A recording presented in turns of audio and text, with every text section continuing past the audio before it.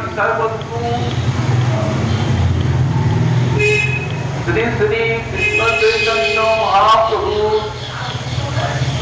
পরম অন্তরঙ্গ পার্ষদ পরম পূজ্যপাদ শ্রী শ্রী রাধাকুণ্ডাশ্রয়ী শ্রী রঘুনাথ দাস গোস্বামী চরণের প্রণীত শ্রী শ্রী গৌরাঙ্গ স্তব কল্পতরু। এই স্তবে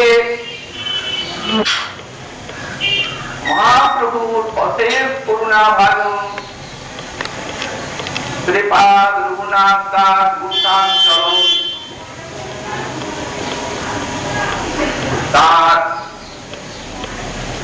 লীলাচলের সাক্ষাৎ দৃষ্ট এবং তার পরমাশ্রয় শ্রী শ্রী স্বরূপ দামোদরের শ্রীমুখে দ্রুত শ্রীমন মহাপ্রভুর পরম রহস্যময় অতি সুগম্ভীর গম্ভীরা লীলা তারই সূত্রাকারে বর্ণনা করেছে এবং তার এই শ্রুতির নাম দিয়েছেন শ্রী শ্রী গৌরাঙ্গ স্তব কল্পতরু। বস্তুত শ্রীমন মহাপ্রভুর করুণায় রঘুনাথের সেই প্রেম রসময় হৃদয় ভূমিতে এই যে কল্পতরুর বীজ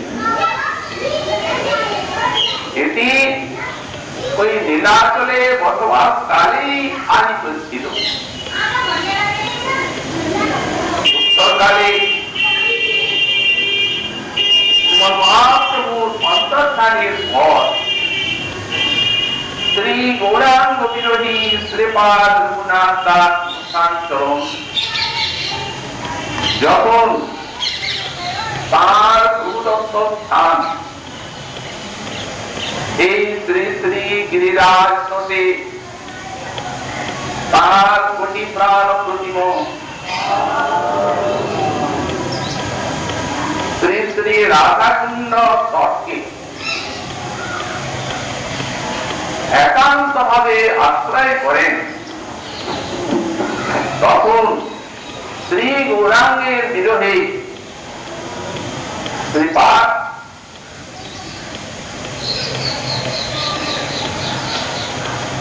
এখানে নিশিদিন রোদন করেন। তার যে সেই বিরহাশ্রু পাতে তার হৃদয় সুবিধে নিহিত এই যে গৌরাঙ্গ স্তব কল্পতরু বীজ, এই বীজ অঙ্কুরিত হয়, ক্রমে পুষ্ট হয়, ক্রমে ক্রমে শাখা প্রশাখা পল্লব পত্র পুষ্পে ফলে সুশোভিত হয়ে বৃক্ষাকারে পরিণতি লাভ করে। এই ঈশ্বরীদের কল্যাণ করতে শ্রীপাদ রঘুনাথ দাস গোস্বামী চরণ তার হৃদয়ের সেই যে গৌরাঙ্গ লীলা কল্পতরু, সেই কল্পতরুকে এই কাব্যচ্ছন্দে প্রভাকারে প্রকাশ করে রেখেছেন। তাই এটি বস্তুত সর্ববাঞ্ছা পুরো কল্পতরুই, কিন্তু এই পার্থিব যে কল্পতরু বিশ্বের, এই কল্পতরুর সঙ্গে এই যে গোস্বামী পাদের গৌরাঙ্গ লীলা স্তব কল্পতরু, এই কল্পতরুর বিলক্ষণ পার্থক্য আছে। কারণ বিশ্বের কল্পতরু শ্বেত আত্মী যারা বা প্রার্থী যারা তাদেরকে ধর্ম অর্থ কাম এই জীবনটাই দিয়ে থাকে।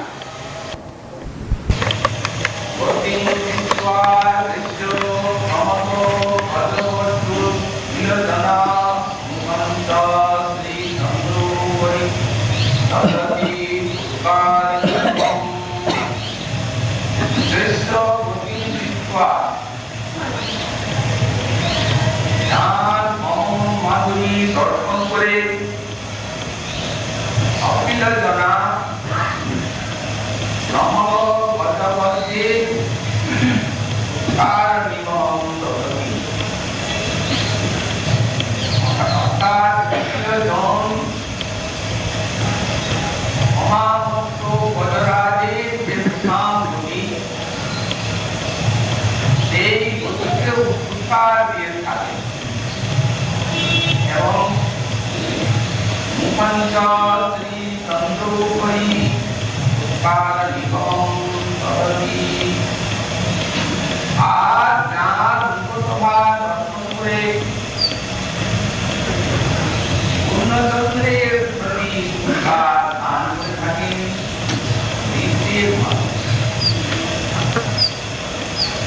আবার অকাঞ্চার সর্নাচল মনোরয়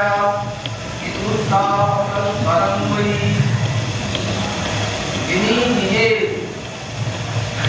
শান্তি মাধুরী ধারা অর্ণাচলম অর্থাৎ স্বর্ণ পর্বতের প্রভাবিত করে থাকে এবং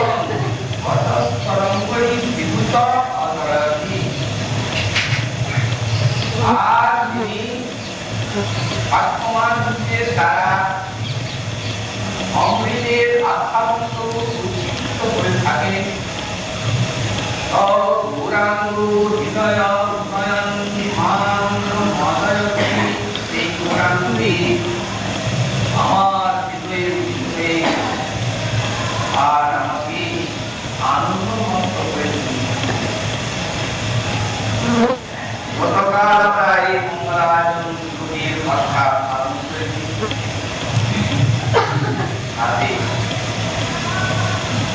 গোস্বামী পাদ এই স্থলের নাম দিয়েছেন শ্রী শ্রী গৌরাঙ্গ স্থল। আর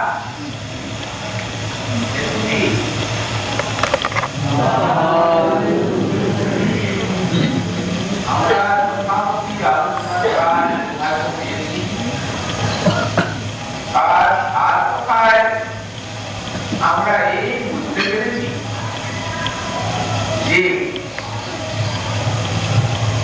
শ্রীপাদ রঘুনাথ গোস্বামী চরণের যে এই স্তবে শ্রীমৎ মহাপ্রভুর যে শুভমন্দির গম্ভীরা লীলার বর্ণনা, এই বর্ণনাময় স্তব এতই শক্তিশালী এবং এতই অমোঘ যে যারা শ্রবণ কীর্তন করবে তারা এই প্রেম কল্পতরু তবের নিকটে অতি অবশ্যই প্রেম সম্পদ লাভ করে এই জন্যে তিনি কল্পতরু এই আত্মাটি দান করেছেন। অতএব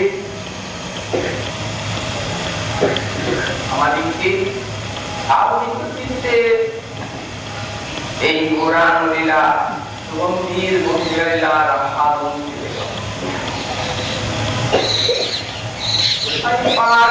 সাক্ষাৎ দৃষ্ট শ্রী গৌরাঙ্গ স্বরূপের এই মঙ্গলাচরণ শ্লোকে কিছু মাধুর্য বর্ণনা যাত্রা। এক গৌরাঙ্গের গতিমাধুরী আর একটি শ্রী গৌরাঙ্গের মুখমাধুরী, একটি কান্তি মাধুরী আর একটি তার বাক্য মাধুরী। এই চারটা মাধুরী। এখন মাধুর্য কাকে বলা হয়?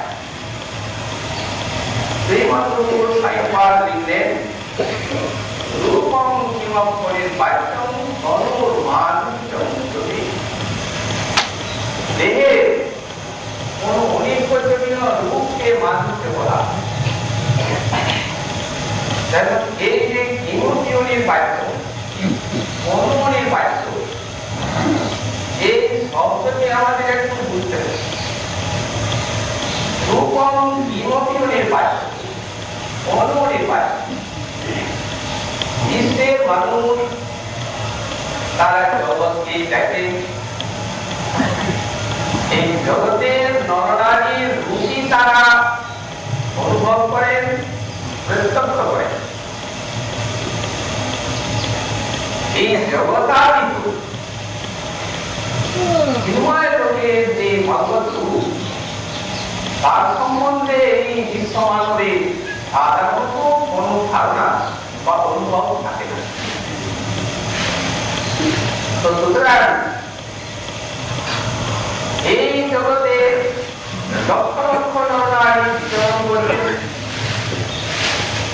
যৌবন কালে কারো কারো আকৃতিগত সুন্দরতাও আছে, প্রকৃতিগত গুণও আছে, কিন্তু এখানে সবই পাঞ্চভূতি, এখানে সবই দিনে দিনে পরিণাম প্রাপ্ত, কোনটাই স্থির হওয়ার প্রবাহের জলের মতো বিশ্বের নরনারীর যে সৌন্দর্য রূপ তা ওই কালের স্রোতে নিরন্তর বেঁচে চলেছে, পরিবর্তন আনছে কাল। সুতরাং এখানে কোন লোকীয় নির্বাচিত কোন সকলেই পঞ্চভূতে করা। ভগবানের কাছে যে সকল রূপ, শ্রীহরির রূপ, সে সকল নিত্য, শাশ্বত, অনাদি এবং অনাদিকালের থেকে আছে এবং অনন্তকাল পর্যন্ত থাকে। এই জন্যই মহাজন লিখেছেন, কত চতুরান মণি মণি যাও নতুয়া আদি অবস্থান তোহে জননী পুন তোহে সমাপ্ত আর নহরি সমানা। এবং এই সকল রূপ যেমন গোবিন্দ রূপ নিত্য নবনবায়মান, ভাগবত বলেন অনুসবাদিন অনেক অনেক। এই জন্য এই রূপে তৃষ্ণা জাগে, জগতের রূপে তৃষ্ণা জাগায়, আর এই রূপে নিরন্তর তৃষ্ণা করে। তাই মহাজন বলে জন্ম অবধি হাম রূপনে হারিম নয়ননা তিরোহিত গেল লাখ লাখ যুগ ধীরে ধীরে রাগিনু তবু গিয়ায় পুরনো গেল।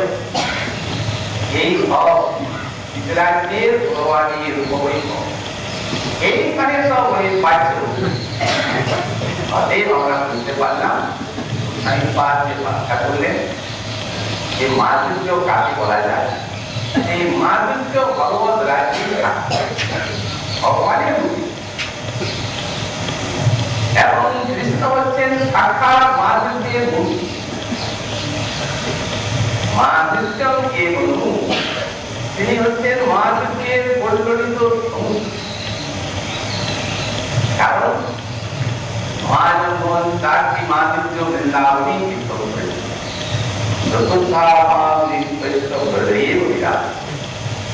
কিন্তু এখানে আমাদের যে আলোচ্য বিষয় সেটি হচ্ছে মহাপ্রভুর মাধুর্য। তাহলে আমরা কৃষ্ণের মাধুর্যকে আনছি কেন? মহাপ্রভুর মাধুর্য সাধন করতে গেলে আগে শ্রীকৃষ্ণের মাধুর্যকে বুঝতে হবে, আরো কিছু বুঝতে হবে। কারণ মহাপ্রভুর স্বরূপটি হচ্ছে রাধা কৃষ্ণ মিলিত এই তার স্বরূপ। এবং এই মিলনটি আবার কি প্রকার? মানব পানিতে আমরা জানতে পারি যে রাধারানী এই শ্রীকৃষ্ণের যতই সন্নিহিত হবে এবং শ্রীকৃষ্ণ রাধারানীর যত সন্নিহিত হবে ততই গোবিন্দ মাতৃকে বিশাল আর রাধারানীর প্রেমেরও কিন্তু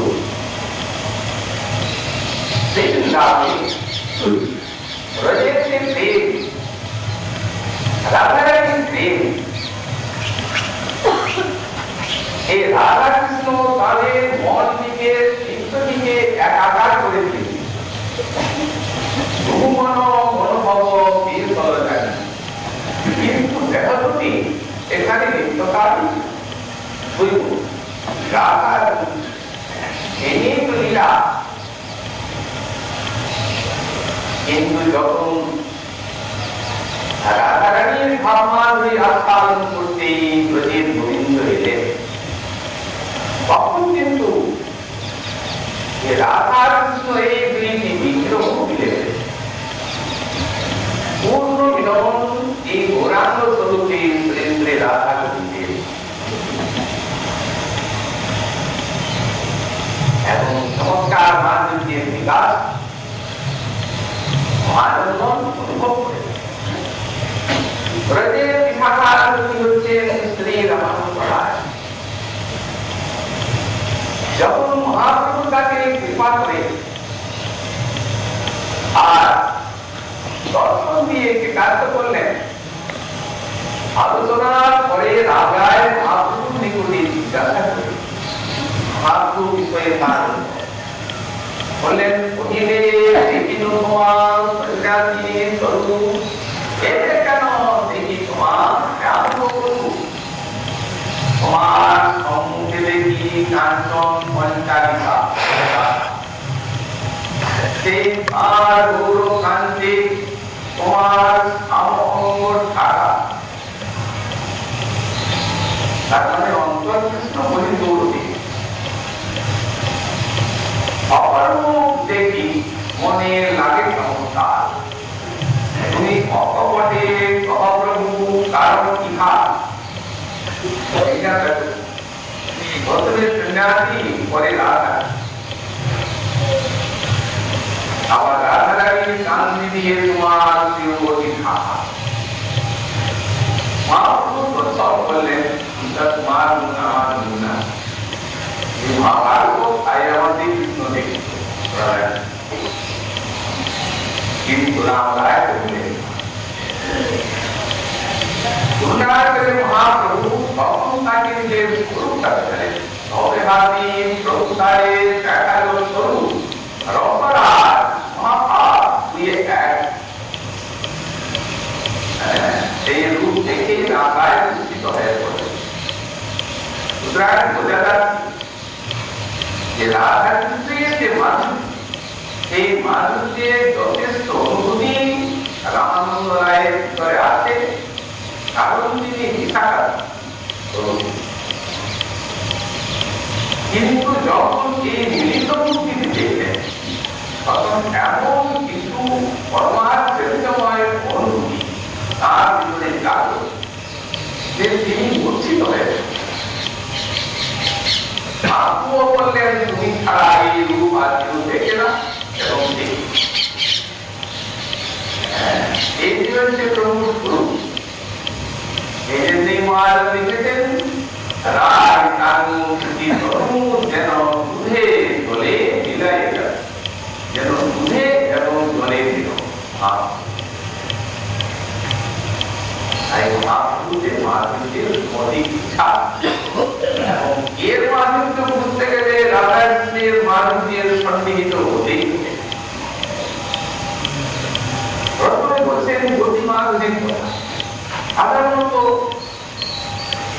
এই যে ভগবানের দাল গতি, এই গতির দৃষ্টান্ত দেওয়া হয়। উত্তম গতি বলে দৃষ্টান্ত দেওয়া হয় মুক্ত বলে গতি। কিন্তু এই নিশ্চিত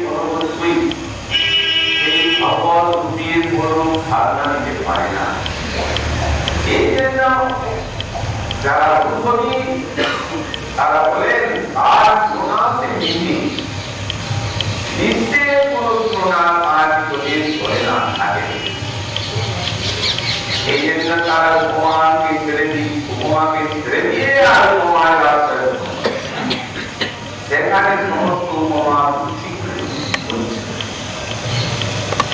এই জন্য মহাপ্রভু প্রতিভঙ্গি বর্ণনা করতেন, বললেন যদি কেউ দেখেন তাহলে মস্তবদের যে প্রতিভঙ্গি তাকে টুকরাতে থাকে।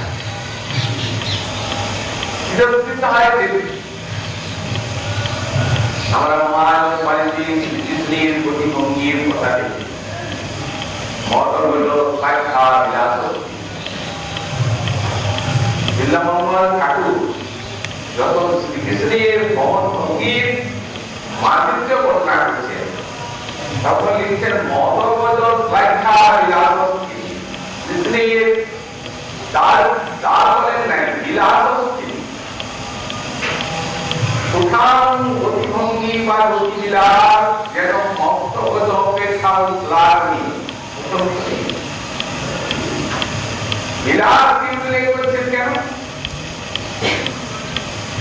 যে গমন মাধুরী দর্শন করে আর শতশত ব্রজ সুন্দরী ব্রজ বিলাসীগণ তারা কৃষ্ণ সেবার আকাঙ্ক্ষায় পাগলই হয়ে পড়ে। এমনি যার গতিমাধুরী কেবল গতি তো নয়, এই গতি আবার কথা বলে এটি কিরূপ?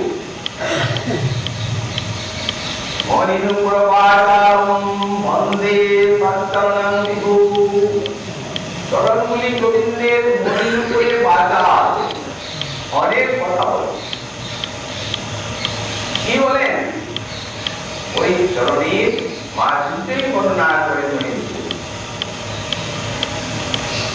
নিখিল ভুবনলক্ষ্মী নিত্যলীলা পরাজ্ঞান কমল বিপিন বিধি পদ্মসম্মান প্রসাজ্ঞান সমমত অভয়দান প্রভুরি গাঢ়া শ্রীজ্ঞান বরতু বিদ্যেত কৃষ্ণ পাদাঙ্গুজ্ঞান।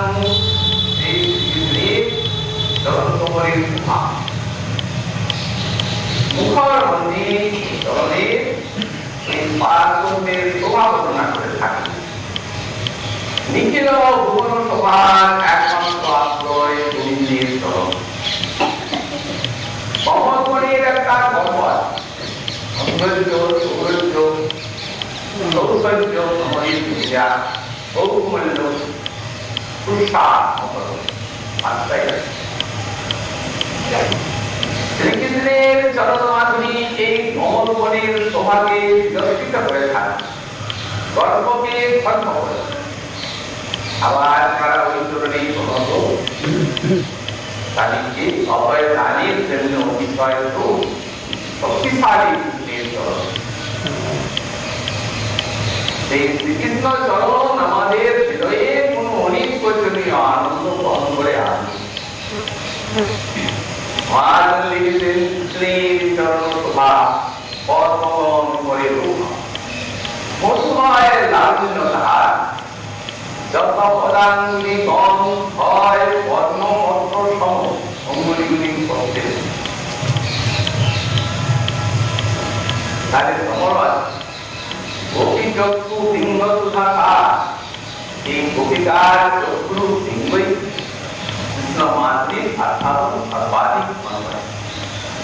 তাই কোটি কোটি সুন্দরী যার সুখাম গতিবিলাস দেখে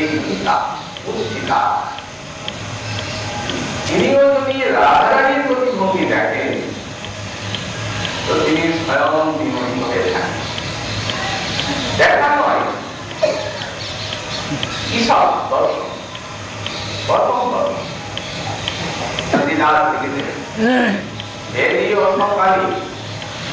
দেখি মুঝে ফালে পথেতে যাইতেছে উড়ায় কেমন নয়ন যুগল সকাল নিতে নারী মুখে দেবী অন্য কালী মানে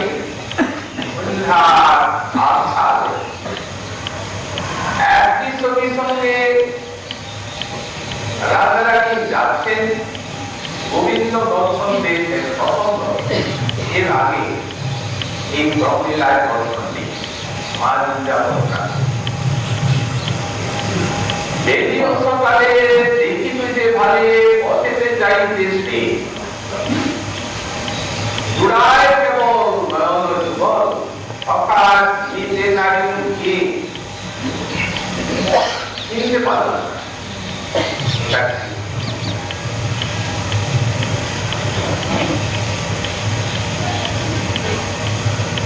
সম্মুখ ভক্তি হেঁটে গেল আর সামান্য গাড়ি তেমন দেখা গেল নীল শাড়ি কখনো গাড়ি উচ্চলিতে দেখি পা ইয়ার পরাণী কপিল চরণী আর পরিমলে আস্থা দর্শনের আধার গোবিন্দ সদাকে প্রতি মনে রাখি আকর্ষণ বর্ণনা করতে সদা ইয়ার পরাণী কপিল চরণী তার পরিমলে ওই চরণে যদি তিনি দাস করে রাখেন তাহলে আমার প্রাণ সব দর্শনে এই ব্যাপার কথা বলছেন যার প্রদর্শনে তোমার এত আরতি না জানি তার পূর্ণ দর্শন হলে তোমার কি হয় তাই গোবিন্দকে দিতে হচ্ছি সৌন্দর্যের অধীন হয়ে তিনি এতখানি প্রস্তুত হয়ে গেলেন আর সৌন্দর্যকে সমাজ কি হচ্ছেন কোটি কোটি মাধুর্যের পরিগণিত যদি কেউ মনে করে সমস্ত নাগর জাতি আর রাধারানীর সৌন্দর্য মাধুর্য অধিক তাদের সৌন্দর্যে মুগ্ধ হওয়া স্বাভাবিক বললেন না কারণ তিনি যখন নিজে ওই মহিরূপ ধারণ করলেন মোহনের জন্য তখন মহাদেবের মতো ঈশ্বর পাগল হয়ে গেলেন সুতরাং কিসের দায়ে তার এই বৈষ্ণতা যে আস্থা দর্শনে বলছেন যে ওই চরণে যদি তিনি দাস করে রাখেন তাহলে প্রাণ জন্য একমাত্র প্রেম ছাড়া এমন কোন বস্তু নিচ্ছে না যে তার অন্তরে এক বিন্দু আলো জাগায় প্রেমই পারে এবং সেই অখণ্ড মহাভাব তিনি রাধা পরম মহান তাই তার পাব গোবিন্দের গতিবিধান তিনি হচ্ছেন সিঙ্গার কোটি কোটি ব্রজসুন্দরী সিঙ্গার ভাবে আশ্রিত এবং তারও পালন করেছিলেন রাধারানীর গতিবিধান ওই যে বহন করছেন বহন করতে বিবাদে ভঙ্গিমা নাকি উপমা চরণমী করতি ওটা কোন ভাগ্যবাণী বাইরে আছে সে জানে ওই আছে উমাপতি কে তাকে পেয়েছে নিশ্চয়ই সে অনেক উমাপতির প্রয়োগ করেছে ওই থাকে চন্ডিদার করে মূর্তিতে নয় ঘটিতে না করতি অমিয়া মতিয়া যতন করিয়া করিয়াছি নিরমণি পরম প্রভু বিধাতা এই তোমার প্রকাশটিকে মুক্ত করার জন্যই তাকে করেছে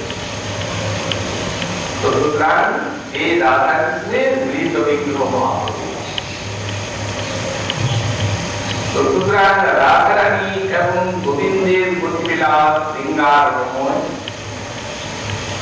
আর এই রাধাকৃষ্ণ মিলিত বিগ্রহ মহাপ্রভু গতিবিলাস প্রেম রসমন কারণ তিনি প্রেম করলেন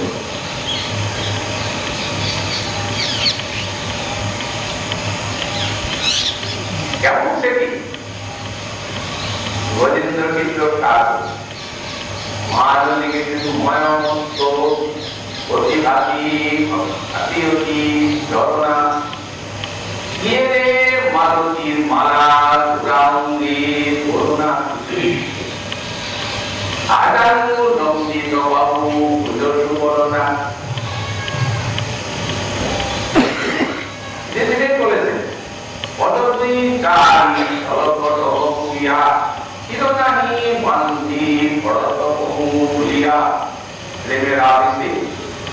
পূজার পা জগমুখিয়ার মধ্য দিয়ে দেবরথে মাতোয়া। তার মানে মতামত হস্তি হচ্ছে প্রাকৃত মদের মাতোয়া, আর উড়ান্ত হস্তি ইনি হচ্ছেন প্রেম মদের মাতোয়া। দুইটাই পদ বলছেন বলে রয়েছে। রমণীর সঙ্গে অপূর্ব প্রেমরচনা, ওকে হেঁটে হেঁটে যায়, পথে পথে ওই নদী যায়, ওকে চলে হেঁটে হেঁটে আপনারে, পথে পথে শুধু প্রেম যেতে যেতে, ওকে দেবতা ভিখারি মানবের দ্বারে এসেছে রে আজ, দেখে যারে ভাই এই নদী আর দেবতা ভিখারি সেই গুণপতি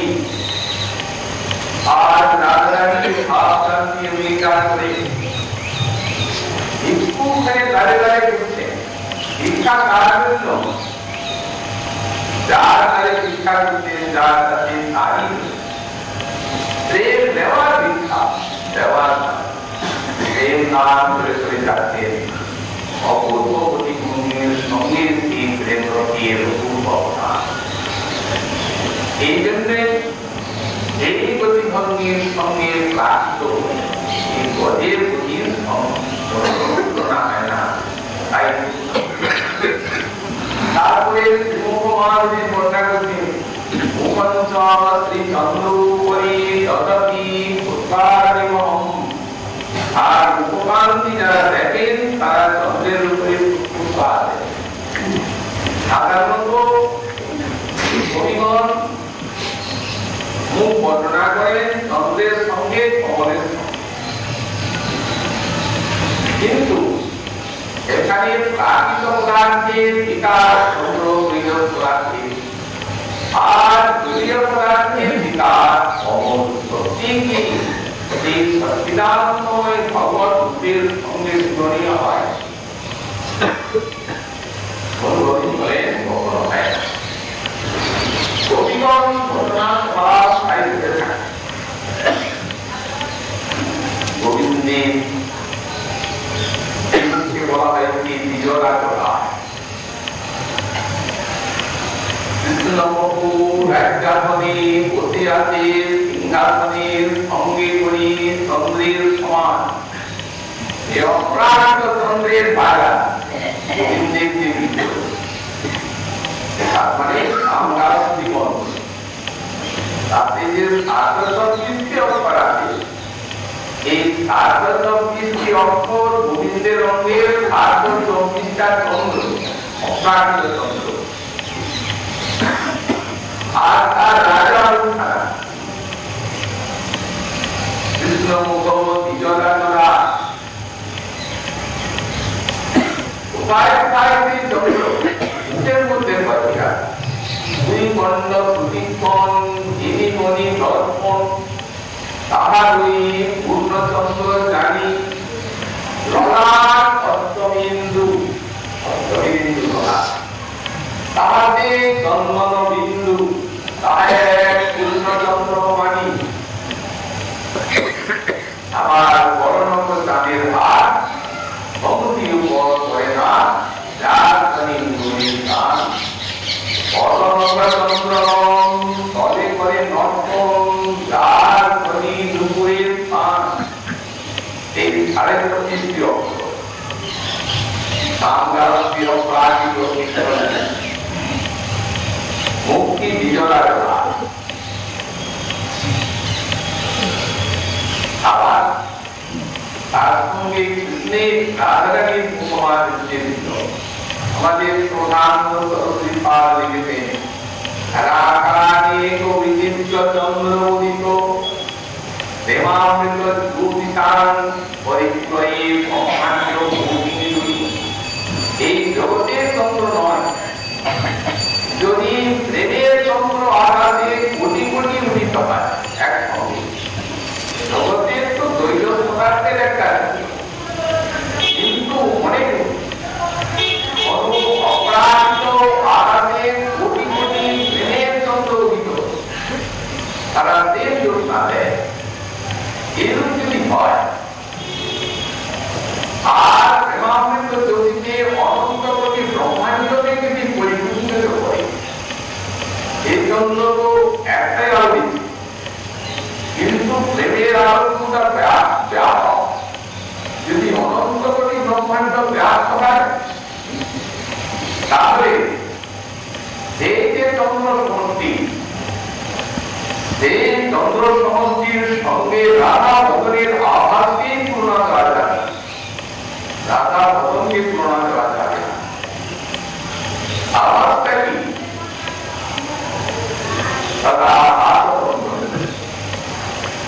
আভাস কি? যেমন আকাশে চন্দ্র উঠে কোন পুকুরে সেই চন্দ্রের প্রতিবিম্ব পড়ে, তাকে আভাস বলা হয়। তো বললেন এই অনন্ত কোটি ব্রহ্মাণ্ডকে আলোকিত করছে যে প্রেমের চন্দ্র উঠি, যদি রাধা চন্দ্রের সঙ্গে তুলনা দিতে হয়, তাহলে ওই প্রতিচ্ছবিটাই বোঝা যাবে না। রাধা চন্দ্র নয়, তার প্রতিচ্ছবি আভাস।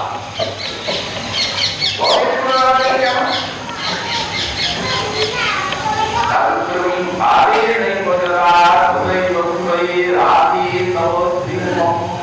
তোমার শ্রীমুখের চন্দ্রের সঙ্গে তুলনা করা, এটি ভাবে আহ্বানে ভূমিকা। মুখ না বলে যদি মুখচন্দ্র বলা হয়, তাহলে বর্ণনাটা ভালো হয়। মুখ কমল বলা হয়, তাহলেও বর্ণনাটা ভালো হয়। অতএব কবিদের লক্ষ্য বর্ণনার সৌন্দর্যের দিকে। তাই কবি সমাজে তারা মুখচন্দ্র বলেন, মুখ কমল বলেন, আসলে তুলনা দেওয়ার জন্য নয়।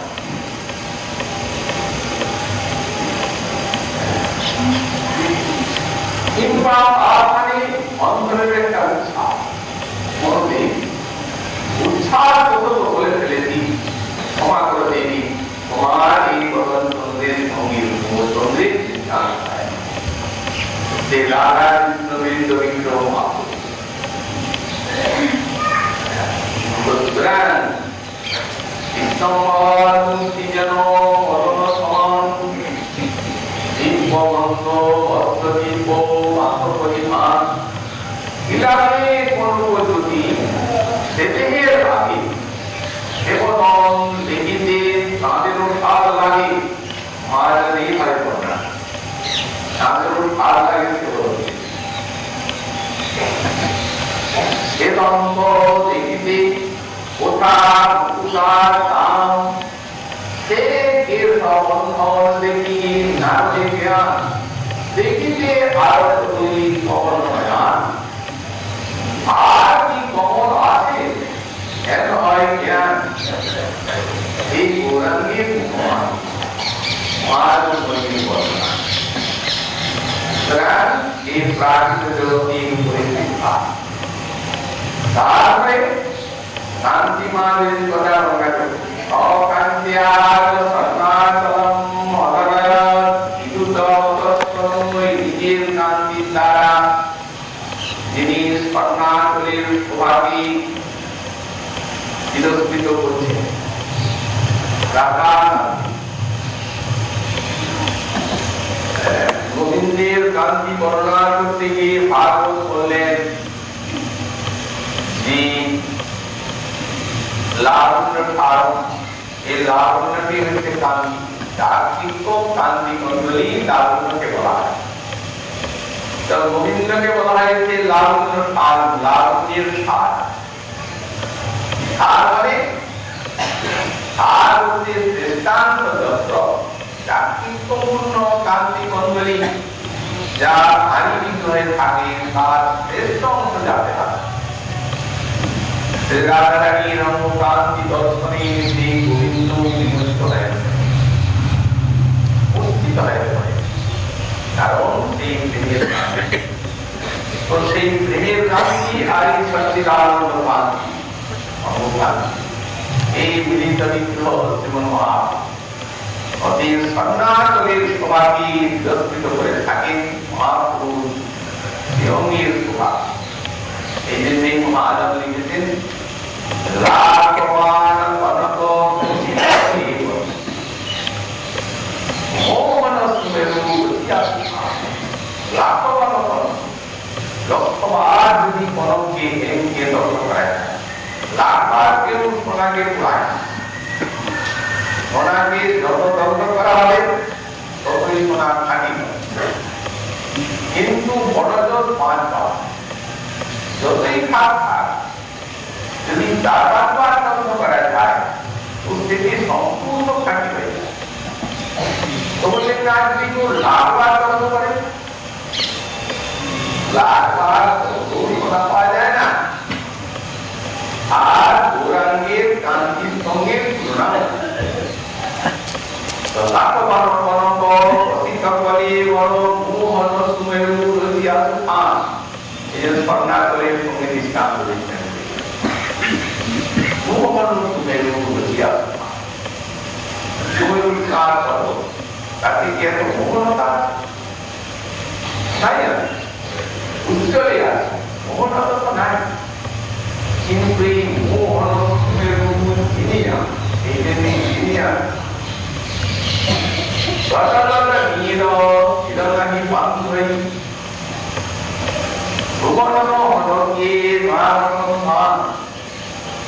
তারপরে কালের আবিষ্কার সারা দিচ্ছে কি হতে পারে না।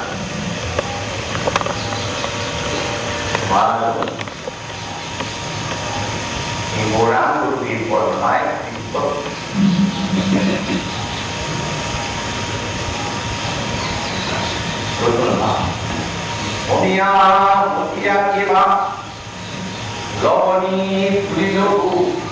তাতে বৈধ পুরা দেহ অখণ্ড কৃষ্ণ ধারা কেবা আউটিল এক কইল তুলে পুরাঙ্গ মানবিক অঙ্গমান কুমার বলছেন যে যদি এই অমৃতে তৈরি করা যায়, দুধে তৈরি করা হয়, তার থেকে লবণীয় তো যদি অমৃতে তৈরি করা যায়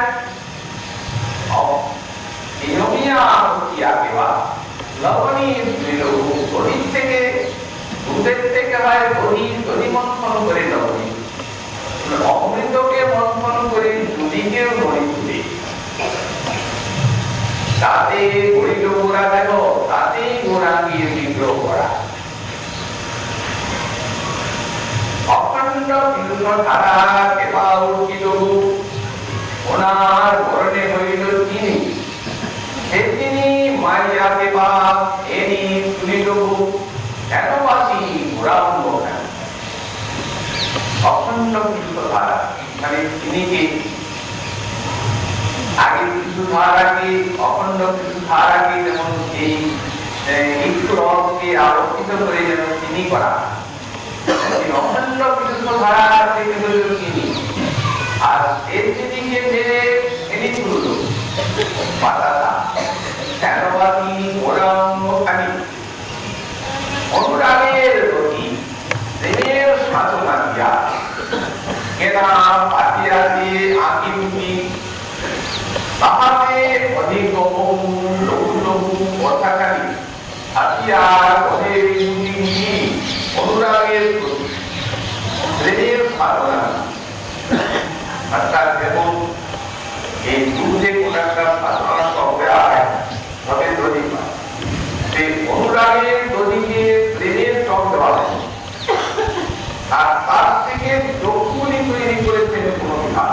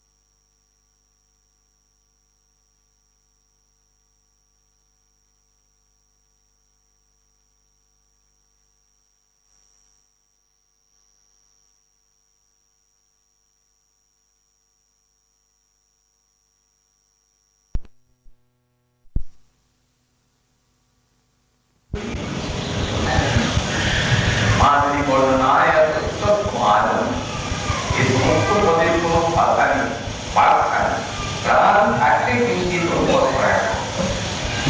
তারপরে বলছে বটস্তরণই সিধুচ অর্ধরতি বাক্যতরঙ্গে গৌরাঙ্গের অমৃতকে নিন্দা করে থাকে। বাক্য মাধুরী সকলকেই নিন্দিত করে থাকে। এমন ভাব কৃপার সঙ্গে গৌরাঙ্গের কথা বলা, ওই যে তাহাদের লঘু লঘু কথা খালি হাতিয়া করে অধিকার করেন তিনি এই বাক্যমাধুর্যের ধার। আমরা দেখতে পাই সন্ন্যাসীগণ কাশীর মহাপ্রভুকে নিন্দা করেছিলেন। আবু সন্ন্যাসী ধর্ম বেদান্ত পাঠ, সেই ধর্ম জানে না, কতগুলি ভাবুকের সঙ্গে বিক্রম করে থাকে। যারা শঙ্কর সন্ন্যাসী তাদের মত হচ্ছে বেদান্ত পাঠ এবং ব্রহ্মপাঠ। আর যারা কীর্তন ইত্যাদি করেন ওরা তাদের মধ্যে হচ্ছে নির্দিষ্ট করে। যারা উচ্চস্তরের উচ্চকোটি সাধক তারাই কীর্তন ব্রহ্মের ধ্যান ধারণা করতে সব। আর যারা তা পারে না তারা প্রথম ব্রহ্মের আরাধনা করে করতে করতে একদিন এই জন্য এই ভগবানের উপাসনাটি তাদের নিকটে ওই বিচার অর্থাৎ নিকৃষ্ট শাসন। তো তারা মহাপ্রভুকে বলেছিলেন নাম সন্ন্যাসী মহাইন্দ্রজাল কাশীপুরে নাম কাবে তার পাওয়া। যেমন মহাপ্রভু কাশীপুরে অবস্থান করতে লাগলেন,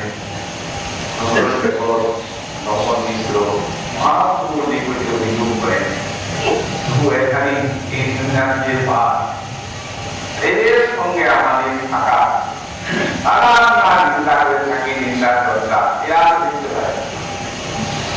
মহাপ্রভু দুঃখ দর্শন করে আর কারণ যে প্রণাজাকে এক জায়গায় নিমন্ত্রণ দিয়ে কোনদিন সন্ন্যাসী করতে চান, কিন্তু সন্ন্যাসী করতে যেখানে সকলে সেইখানে বসে একটা ভাব সন্ন্যাসী শ্রেষ্ঠ প্রকাশানন্দ হাতে ধরে নিয়ে গেলেন। স্বাভাবিক সকল সন্ন্যাসী সবাই বললেন কিন্তু কৃষ্ণ বিভিন্ন সব ভারতী দৃশ্য সকলেরই মান্য জানি আমরা, কিন্তু তুমি সন্ন্যাসী করতে আসবেন, সন্ন্যাসীর সঙ্গে বেদান্ত পাঠানি করো না, এই ভারতবর্ষের সঙ্গে যে কীর্তনাদি করো বিনাচার করো কেন, ইয়া কারো ওটা ওদের মনে বিনাচার। মহাপ্রভু মধুর বাক্যে তারা তাদের মন থেকে ধরে প্রভু পরে কৃপা নিধার কারণ গুরু মরে বস্তু দেখি প্রিয় ভাবন বস্তু তুমি তোমার নাকি বেদান্ত বিকাশ হতে মন্ত্র চক্রতা এই মন্ত্রটা যখন সন্ন্যাস দিলাম আমার গুরুদেব বললেন দেখো শ্রীকৃষ্ণ চৈতন্য তুমি তো মুখ্য মানুষ, তুমি বেদান্ত বুঝতে পারবে, অতএব কাজ করো তুমি হরিনাম। এই গুরুদেব হরিনাম উপদেশ করলেন। গুরুর আদেশে হরিনাম করে যায়। হরিনাম শিখিতে হলো মনটি যেন জোর হয়ে পড়লো, আমি সারি নাচি গাই যেন এই হরিনাম হাতাতে লাগলো, খাওয়াতে লাগলো না যাচ্ছে গুরু চলে নেই গেলাম।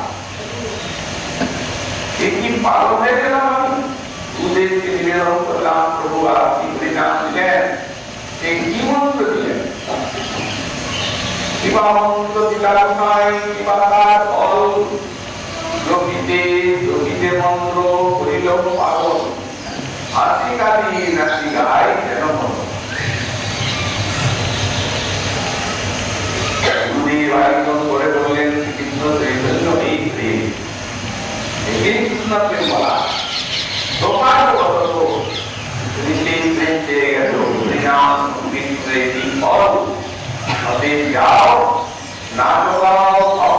সঙ্গে পদ সংকীর্তন কৃষ্ণনাম উপদেশীর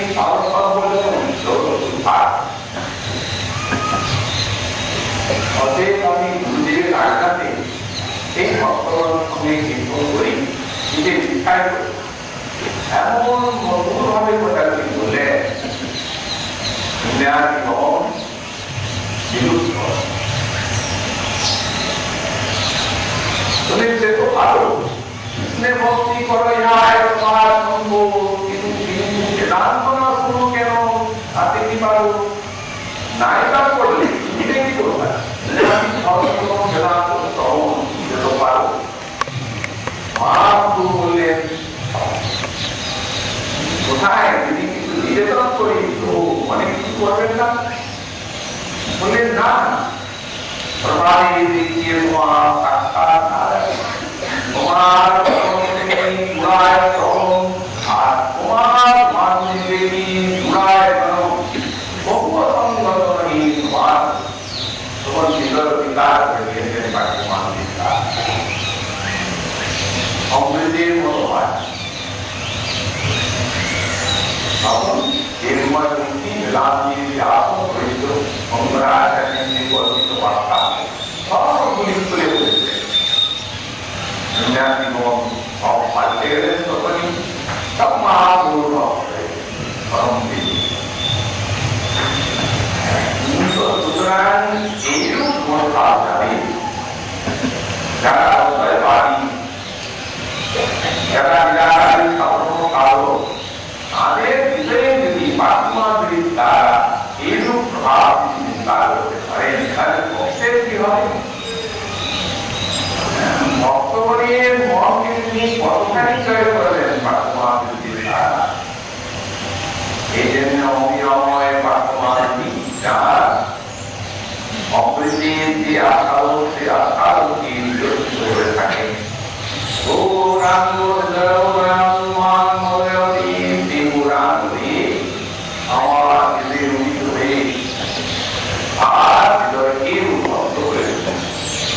এই প্রকারে প্রথম শ্লোকের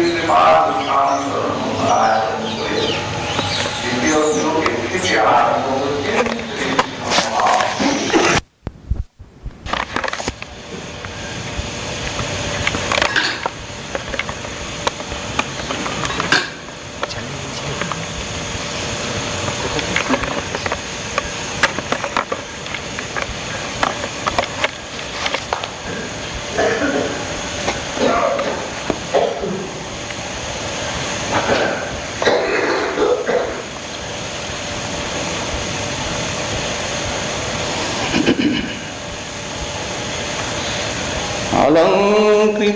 অলঙ্কৃত্যাত্মাनं নব বিবিধরত্নৈরিব বলাৎ বিবর্ণত্ত স্তম্ভাস্ফুট বচনকম্পাশ্রুপুলকৈ হসন সিদ্ধন নিত্যন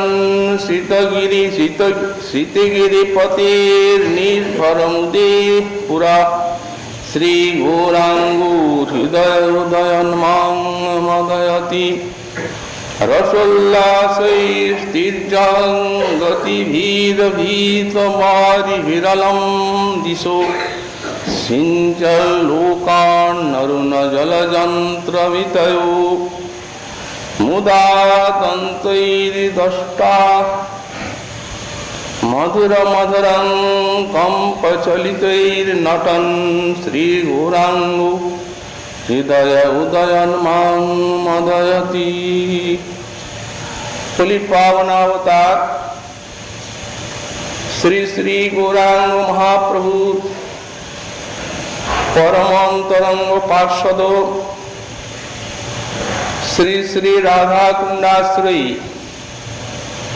পরম পূজ্যপাদ শ্রী শ্রীল রঘুনাথ দাস গোস্বামী চরণ, তার শ্রী শ্রী গৌরাঙ্গ স্তব কল্পতরুতে দ্বিতীয় এবং তৃতীয় সংখ্যক শ্লোকে শ্রীমন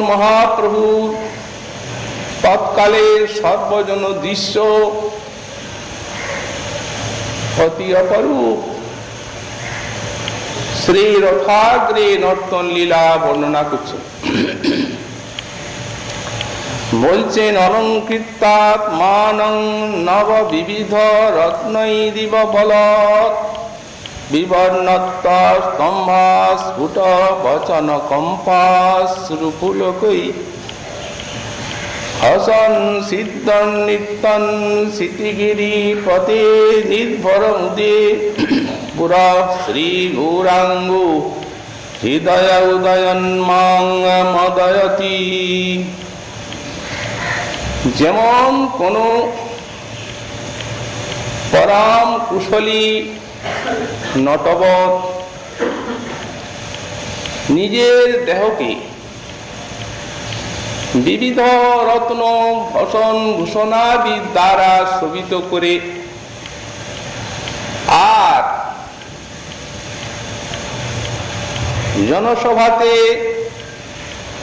চমৎকার নৃত্য প্রকাশ করে সকলকে আনন্দিত করেন, চমৎকৃত করেন, তেমনি নটরাজ শ্রী শ্রী গৌরহরি তিনিও সেই প্রকার 9টি রত্নের দ্বারা নিজের শ্রীঅঙ্গকে বিভূষিত করে বা অলঙ্কৃত করে আর রথাগ্রে সিতিগিরি পথে পুরা নির্ভর মুদে অর্থাৎ নীলাচলপতি শ্রী শ্রী জগন্নাথ দেবের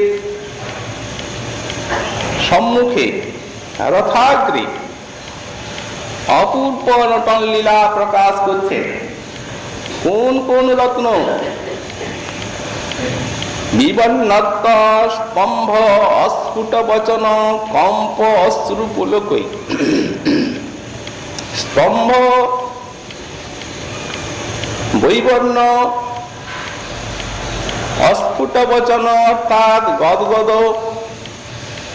কম্প অশ্রু পুলক এবং সিদ্ধন শ্বেত, এই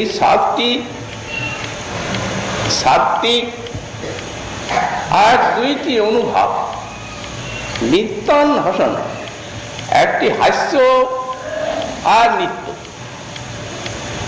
এই 7 আর 2 এই নবরত্নের দ্বারা নিজের শ্রীঅঙ্গকে অপূর্ব রূপে বিভূষিত করে আর শ্রী গৌরহরি জগন্নাথ দেবের রথাগ্রে অপূর্ব নটন লীলা বিস্তার করে লক্ষ লক্ষ দ্রষ্টা এবং সব পার্শ্বদগণকে চমৎকৃত করছে। আর রসোল্লাসই তীর্যগতি হীর হীত বারি বিরলম দিশো সিঞ্চন লোকান অরুণ জলযন্ত্রমিতায়। যদিও এর পূর্বে অশ্রু বলেছেন, কিন্তু বিশেষ করে আরেকটি শ্লোকে প্রভুর যে সেই অপূর্ব অশ্রুধারা, সেই অশ্রুধারাকে আর একটি শ্লোকে বিশ্লেষণ করছে। বলছেন, যিনি অরুণ দিশো জলযন্ত্রমিত লোকান সিঞ্চন, যে গৌরাঙ্গ সুন্দর তার অরুণ বর্ণ বিশাল নয়নের দ্বারা পিচকারির ধারার মতো অজস্র অশ্রুধারা সব মানবের উপরে, দর্শকের উপরে সিঞ্চন করে আর বর্ষার ধারার মতো তাদেরকে অভিস্নপিত করছেন। এবং মুদা দন্তৈ দষ্টা মধুরমধরম, পরমানন্দ ভরে পার কম্পচলিত অধরম, অধরটি যে কম্পিত হচ্ছে মধুর, সেই অধরকে দন্তের দ্বারা দংশন করেছে। আনন্দ ভরে এই দন্তের দ্বারা দংশন করে আর নটন শ্রী গৌরাঙ্গ হৃদয় উদয়ন মাং মদয়তি, অপূর্ব নৃত্যকলা বিস্তার করে রথাগ্রে যিনি আমার হৃদয়ে উদিত হয়ে সেই গৌরাঙ্গ দেব আমার হৃদয়কে আনন্দমত্ত করে তুলছে। কবিরাজ গোস্বামী পাদ লিখেছেন, রথাগ্রে নর্তন প্রভু অতি চমৎকার। এই যে কোটি কোটি সমগ্র রথ দর্শকের সম্মুখে, পার্শ্বদগণের নয়ন সম্মুখে শ্রী গৌরাঙ্গ দেব যে সেদিন নৃত্য বিস্তার করলেন, এই নৃত্য প্রভুর অতি চমৎকার, অত্যন্ত চমৎকার নৃত্য। অষ্টসাত্ত্বিক ভাবোদয় হয় সমকাল, এককালে অষ্টসাত্ত্বিক ভাবে উদয় সমকালে। সাত্ত্বিক ভাব কাকে বলা যায়? শ্রীল গোস্বামী পাদ লিখলেন, কৃষ্ণ সম্বন্ধী সাক্ষাৎ কিঞ্চিত বা ব্যবধানত ভাবৈ চিত্তম ইহাক্রান্তং সত্য মৃত্যুচ্যতে বুধৈ, সত্তা তস্মাৎ সমুৎপন্না যে যে ভাবা তে তু সাত্ত্বিকা। বললেন, যখন কৃষ্ণ সম্বন্ধীয় ভাবের দ্বারা সাক্ষাৎ ভাবে বা কিঞ্চিত ব্যবধানে ভক্তের চিত্তটি আক্রান্ত হয়, তখন সেই চিত্তের নাম হয় সত্য। সেই সত্যের থেকে প্রকাশিত হয় যে সকল ভাব, এই তাদের বলা হয় সাত্ত্বিক। এখানে কৃষ্ণ সম্বন্ধী সাক্ষাৎ কিঞ্চিত বা ব্যবধান দুটি কথা বলেছে। কৃষ্ণ সম্বন্ধীয় ভাবে সাক্ষাৎ রূপে অথবা কিঞ্চিত ব্যবধানে। তো সাক্ষাৎ কোনটা আর ব্যবধানেই বা কোনটা? মহাজন ব্যাখ্যাতে লিখেছেন, যেখানে সাক্ষাৎ বলতে এই যে পঞ্চবিধ যে মুখ্য রস, শান্ত, দাস্য, সখ্য, বাৎসল্যাদি, এই পঞ্চবিধ মুখ্য রসের দ্বারা যখন কৃষ্ণ সম্বন্ধীয় ভাবে চিত্তটি আক্রান্ত হয়, তখন তাকে বলা হয় সাক্ষাৎ। আর হাস্যাদ্ভূত ইত্যাদি সপ্তবিধ গৌণ রসের দ্বারা যখন চিত্তটি আক্রান্ত হয় কৃষ্ণ সম্বন্ধীয় ভাবে, তখন সেটিকে বলা হয় কিঞ্চিত ব্যবধানত। কিঞ্চিত ব্যবধানে চিত্তটি আক্রান্ত, সেই চিত্তের নাম হলো সত্য। সেই সত্যের থেকে এই ভাবগুলি উঠে, যে ভাবরত্নে শ্রীমন মহাপ্রভু তার শ্রীঅঙ্গকে বিভূষিত করে আর নিত্যকলা বিস্তার করছেন রথের অগ্রে, সেই ভাবগুলি, সেই অলঙ্কারগুলি হচ্ছে এই ভাব, অষ্টসাত্ত্বিক ভাব। এগুলি কি? স্তম্ভ, কম্প, শ্বেত, বৈবর্ণ, পুলক, তারপর অশ্রু, কম্প এবং এই কম্প এবং প্রলয়, মূর্ছা, এই আটটা, এই আটটি ভাবে বিভূষিত হয়ে আর শ্রীমন মহাপ্রভু নিত্যকলা বিস্তার করছেন। এগুলি সাত্ত্বিক। আর দুটি বলেছেন, এর মধ্যে সাতটি বলেছেন এখানে, আর দুটি বলেছেন অনুভব। একটি হচ্ছে হাস্য আর একটি নৃত্য। অনুভবটি কি? অনুভাবাস্তু চিত্তস্থ ভাবানাং অববোধকা। এই অনুভাবটি হচ্ছে চিত্তস্থ ভাবের অববোধক। চিত্তটি যে ওই ভাবে আক্রান্ত, এই অনুভবগুলি তা জানিয়ে দিচ্ছে। এগুলি হচ্ছে যেমন একটা নৃত্য, ক্রোশন, হুঙ্কার, লুণ্ঠন, গড়াগড়ি, হিক্কা, শ্বাস, লোকাপেক্ষা ত্যাগ, এইগুলি হচ্ছে অনুভব। মহাপ্রভুর শ্রীবিগ্রহে যে রক্তোদ্গম, এটিকেও অনুভবের ভিতরে গোস্বামীপাদ দিয়েছে, কিন্তু সেখানে লিখছেন যে এটি অতি বিরল, একমাত্র মহাপ্রভুতেই দেখা গেছে, অন্যত্র নেই বলে এটি বিরল বলে উল্লেখ করা হয় না। ব্যাখ্যাতে যখন শেষের দিকে এটি উল্লেখ করছে। যাই হোক, এখন এখানে দুটি দিয়েছেন, একটা নৃত্য আর একটি হচ্ছে হাস্য। আচ্ছা, এখন ওই সাত্ত্বিক বিকারও যে প্রকার ভাবের অনুভব, এই অনুভবও সেই রূপ চিত্তস্থ ভাবের অনুভব। তাহলে দুটি করার কি দরকার?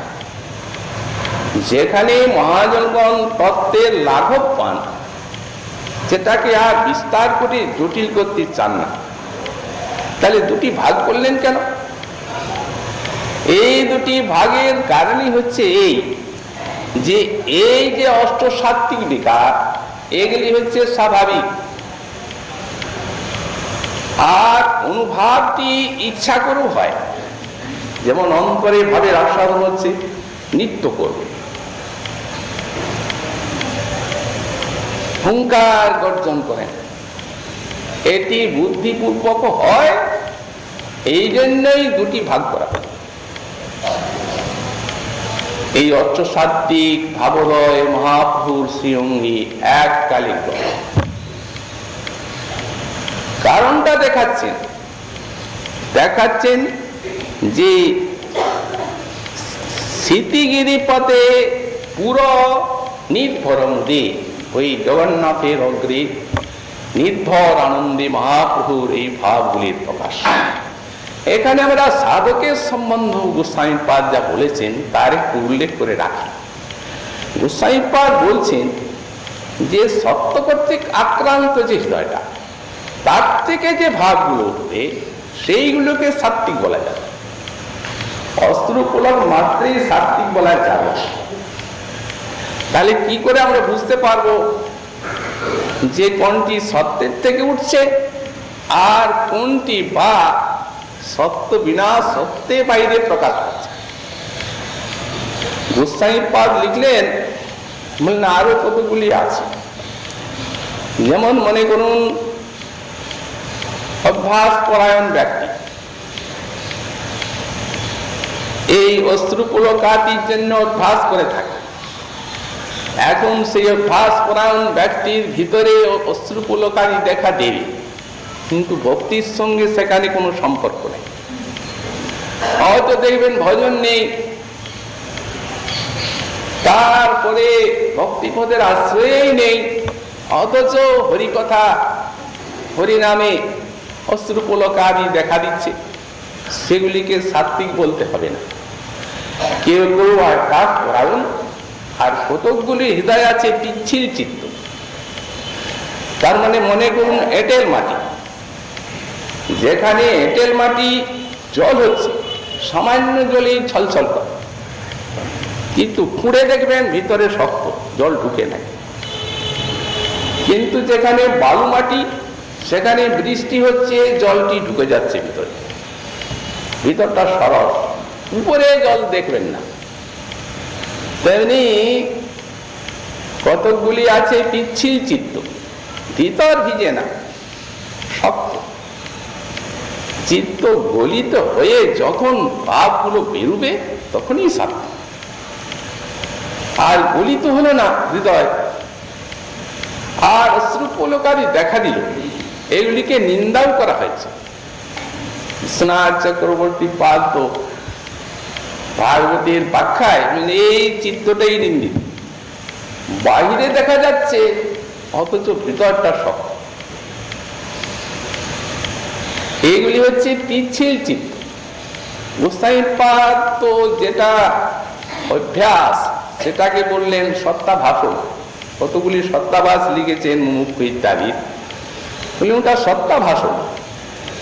আর এটি পিচ্ছিল চিত্তটা সত্তাভাস হলেও এটি কখনোই সত্য নয়।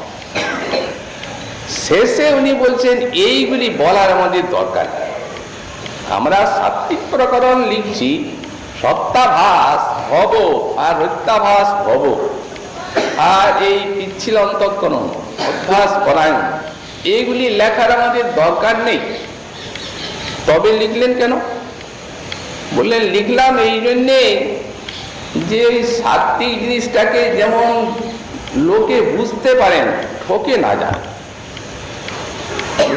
পাঠ যদি না করতেন ভক্তিরসামৃত সিন্ধু, ভ্রান্তি এসে যেত সাধারণ মানুষের। কোনটা সাত্বিক কোনটা বা নকল বোঝা মুশকিল ছিল, বাইরে তো একই রকম। এই জন্যে গোসাইপাদ বললেন এগুলি সাধারণ লক্ষণ, এইগুলিতে সাত্বিক নিরূপণ করবেন না। ভ্রান্তি আর পথ্যকালত্ব 9টা লক্ষণ আছে, সেই 9টা লক্ষণে করবেন। ভাবের অঙ্কুর মাত্র জাত হলেই ওগুলি আসবে। ভ্রান্তি পথ্যকালত্ব, বিরক্তি, মানশূন্যতা, আশাবন্ধ, সমুৎকণ্ঠা, নাম গানে সদা রুচি, আসক্তি, তদ গুণাখ্যানে প্রীতি তদ বসতি স্থলে, এইগুলি। সুতরাং এই অসাধারণ লক্ষণগুলি দেখলে আর কিছু বলা। এখানে যে বলছে নির্ভরমুদা, জগন্নাথের অগ্রি মহাপ্রভু নির্ভর আনন্দ। কিসের আজ এত আনন্দ? প্রধানত মুরারিযুক্ত। তারপরে চায় মহাপ্রভু সামগ্রিক ভাবকে 3 ভাগে ভাগ করেছে: ভক্ত ভাব, ঈশ্বর ভাব আর গোপী ভাব বা রাধা ভাব। তো এই যে নীলাচল লীলা, প্রভুর প্রকট লীলা, এই লীলাতে ভক্ত ভাব অধিক সময় স্থায়ী, যতক্ষণ বাহ্য। চরমে যখন ঈশ্বর ভাবে আবিষ্ট হয়েছে পরিকরগণ সম্মুখে কাউকে কৃপা করার জন্য, কি সেই রূপ কোন একটা বিশেষ আবেশে, তখন ঈশ্বর ভাব বর্ণনা দিয়েও করেছেন। কচিত কচিত গোপী ভাব, যেমন গোপী ভাবে নৃত্যও করেছে। নীলাচল লীলায় কিন্তু যখন রাধারানীর ভাব মাধুরী গূঢ়ভাবে আস্বাদন করলেন, তখন এখানে তার রাধা ভাবই প্রায়শ সবসময়, এবং রাধা ভাবটি আবার এই বিরহ রসের ভিতর দিয়ে। নীলাচল লীলায় বা গম্ভীরা লীলায় এই বিরহটি প্রভুর স্থায়ী সব সময়, কারণ এই বিরহে রসের যথেষ্ট আস্বাদ, আর বিরহ নিজেও এক রস। আর সম্মিলনে সমৃদ্ধিমান সম্ভব। আজ প্রভুর সমৃদ্ধিমান সম্ভব, তাই এত আনন্দ। সেটি এর অর্থাৎ মহাপ্রভু শ্রী জগন্নাথ দর্শন করেন, এটি তার নিত্য কাজ। প্রত্যেক দিন এটি তার নিত্য কর্তব্য মধ্যে জগন্নাথ দর্শন করবেনি।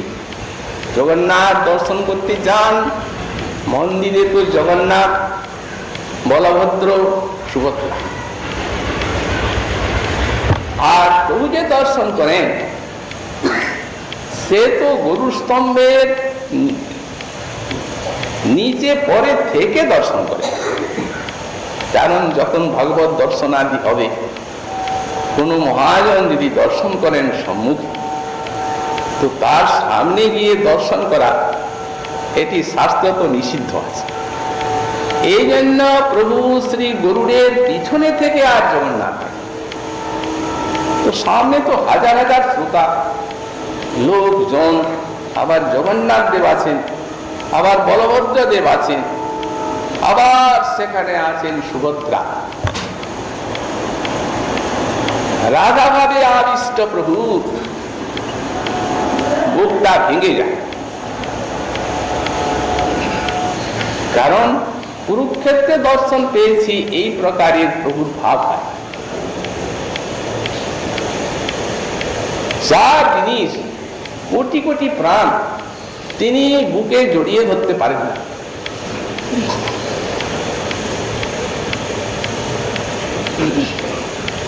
খাই কাঁদে বিরহাশ্রুপা। সেই গরুর স্তম্ভের তলে আছে এক নিম্ন খালে, সেখাল ভরিল অশ্রু জলে। এত অশ্রু, এই বিরহাশ্রু জলে গরুর স্তম্ভের নিচের খালটা ভরে যায়। মনে মনে কত কথা বলে, কোথায় বৃন্দাবন আর কোথায় এই কুরুক্ষেত্র।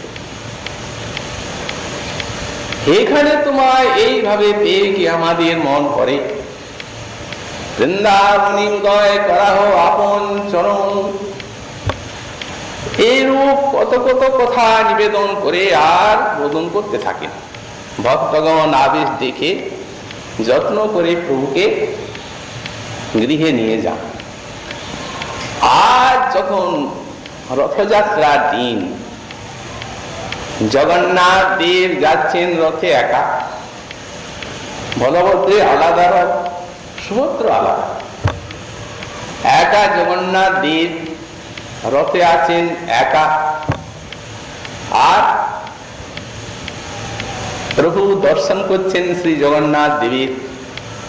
মনে হচ্ছে যে দিনের পর দিন আমার যে কাতর প্রার্থনা, এই প্রার্থনা আজ আমার প্রাণনাথের অন্তরকে বিগলিত করেছে। তাই আজ প্রাণনাথ রথে আরোহণ করে আর বৃন্দাবন যাবে।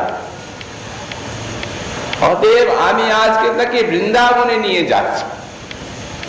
রাধা ভাবে প্রভুর এইরূপ আবেশের উদয় হয়, এই ভাবটা। এই জন্য এখানে নির্ভর আনন্দ বলে একটা শব্দ দিয়েছেন গোস্বামী পাদ। তারও তো দৃষ্ট জিনিসটা, তিনিও তো দেখছেন। দাস গোস্বামী পাদ তো সবারই দৃষ্ট। সেদিন প্রভুর কি আনন্দ, আনন্দের সীমা নাই। আর সব গৌড়ের বৈষ্ণবগণ আর লক্ষ লক্ষ সমস্ত দর্শকের সমক্ষে শ্রীমন মহাপ্রভু আনন্দ ভরে নৃত্য করবেন। তা এই জন্য ভাগ করে দিয়েছেন 7টা সম্প্রদায়। এই 7 সম্প্রদায়ে 14 মাদল বাজছে। জগন্নাথের অগ্রে প্রথমত 4 সম্প্রদায়, পিছনে 1 সম্প্রদায়, আর 2 দিকে কীর্তনের 2 সম্প্রদায়। আর প্রভু তো পাগল, হরি কথা। একে তো সেই নির্ভর আনন্দ, প্রাণনাথকে আর বৃন্দাবনে নিয়ে যাচ্ছে।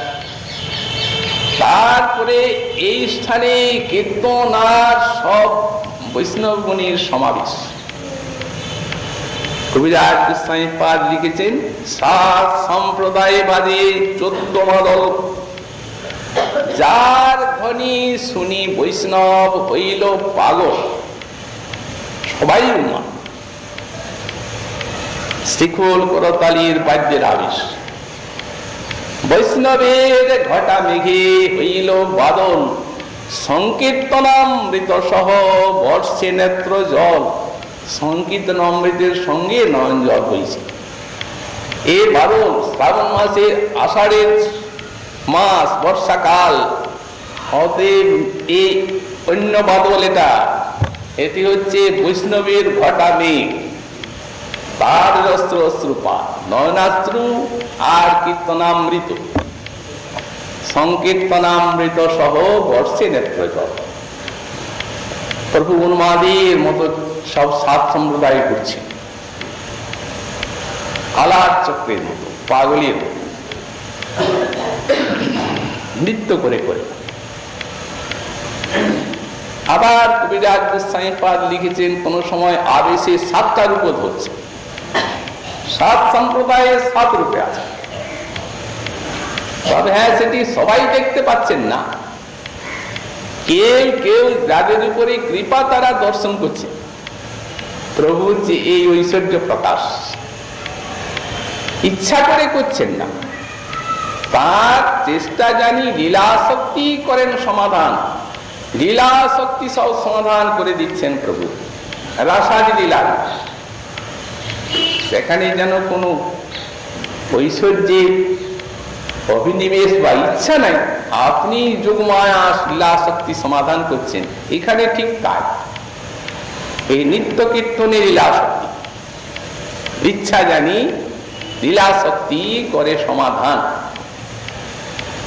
মহারাজ প্রতাপিত দর্শন করছেন, বাইরে দেখা দেন না, খুব শক্ত। কত অনুনয়, নিবেদন, আবেদন, উপেক্ষা, কিন্তু আজ এই রথাগ্রে যেমনি ঝাড়ু দিতে দেখলেন, সেই নিজ সেবা করে বইছে রাজ সিংহাসন, জল সিঞ্চন করছেন, নিজের হাতে ঝাড়ু দিচ্ছেন, কৃপা হয়ে আছে। আর দেখছেন সাগম ভট্টাচার্য, আর দেখছেন কাশী মিশ্র, আর পার্শ্বদগণ যারা বিশেষ তারা তো দর্শন করছেন। তো সার্বভৌম সহরাজা করে ঠাড়াঠাড়ি সার্বভৌমের সঙ্গে চোখ ঠাচ্ছেন রাজা। দর্শন পেয়েছেন ঐশ্বর্য। কাশী মিশ্র বলছেন, মহারাজ তোমার ভাগ্যের সীমা নাই। বাইরে এত কঠোর, অন্তরে এত দয়া, কে বুঝিতে পারে এই চৈতন্যের মায়া। এইভাবে কিছুক্ষণ উন্মাদের মতো নৃত্য করলেন। নৃত্য করে জগন্নাথ চলতে আরম্ভ করলেন, সুভদ্রা বলভদ্র চললেন। প্রভু উদ্দণ্ড নৃত্য করবেন জগন্নাথের অগ্রে। তখন 7 সম্প্রদায়কে এক জায়গায় আর উন্মাদের মতো নৃত্য। কবিরাজ গোস্বামী পাদ লিখেছেন, নিত্যাবেশে প্রভু যাহা যাহা পড়ে পদতল, এই শশাগরা নিশৈল করে তলম, পৃথিবী কাঁপছে। বিশ্বম্বর যেমন একটা নৌকাতে যদি একটা মস্ত হাতিকে চুরিয়ে দেওয়া যায় নদীর মাঝে, যেমন নৌকা নড়তে থাকে, তেমনি অনুভব করছেন তারা। এটা তো দাস গোস্বামীর অনুভূতি কবিরাজকে বলেছেন না। চৈতন্যের রত্নসার স্বরূপের ভান্ডার তেঁথিলা রঘুনাথের কণ্ঠে, তাহা কিছু যে শুনিল তাই ইহা বিস্তারিত। এই সূত্রগুলিকে ব্যাখ্যা করেছেন তিনি। কবিরাজের নিজস্ব কিছু নাই, তিনি পরম্পরাটা দেখিয়ে দিয়েছেন। কোথার থেকে এটি পেলেন? একটা পরম সত্য বস্তুকে অবলম্বন করি এই সত্য বস্তুকে লেখা, নিজে বুদ্ধিপূর্বক নয়, অনুমান। এইরূপ নিত্যাবেশ।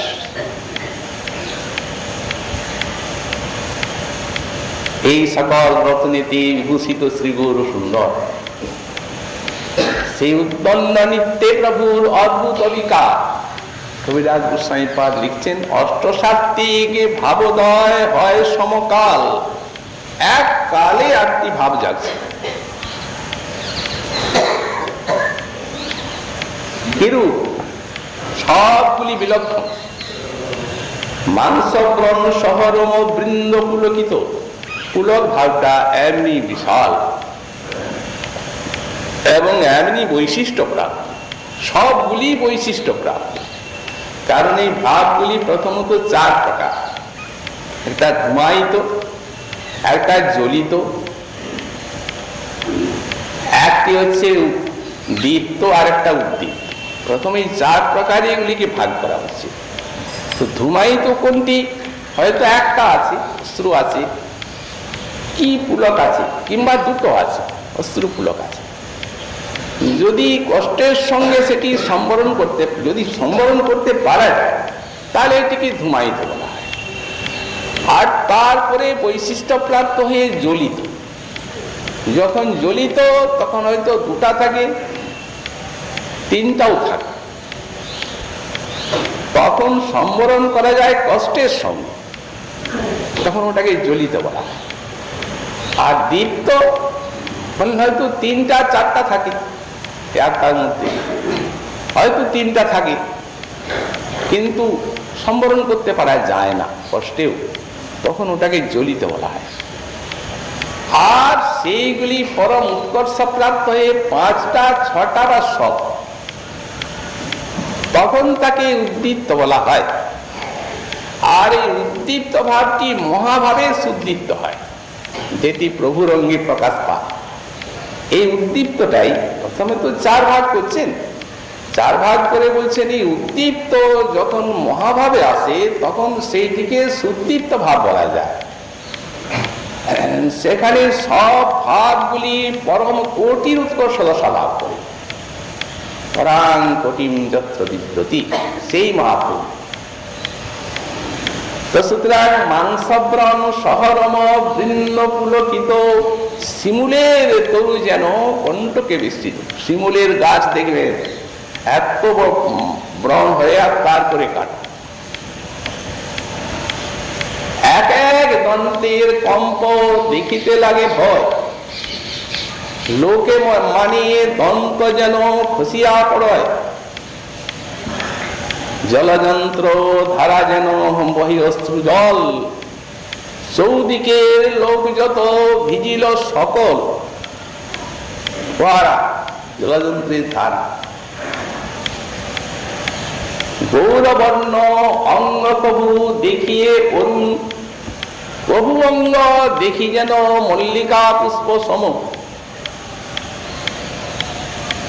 কোন সময় মল্লিকা পুষ্পের মতো সাদা, কোন সময় অরুণ বর্ণ গৌর অঙ্গ।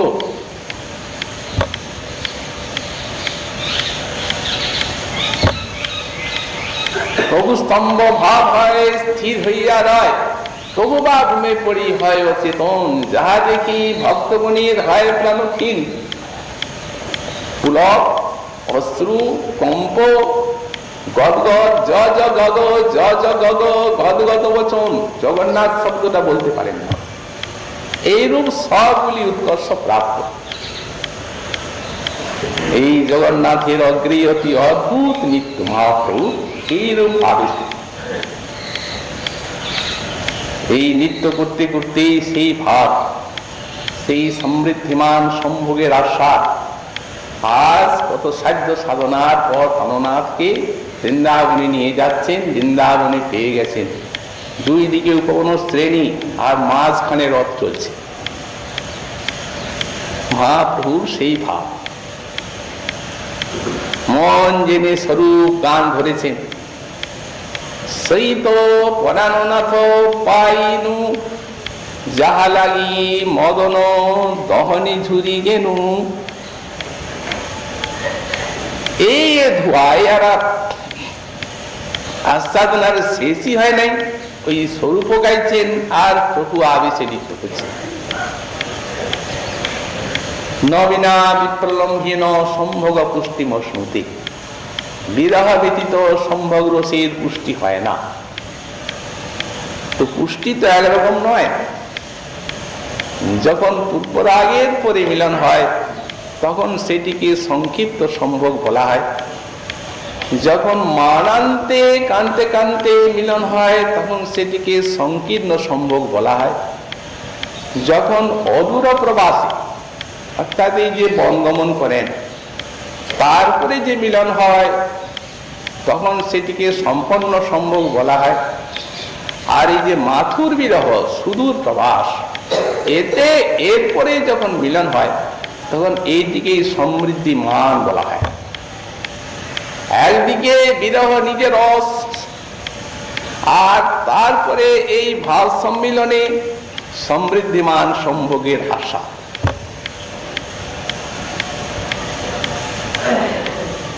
বহুদিন পরে বধুয়া এলে, দেখা না হইত পরাণ গেলে।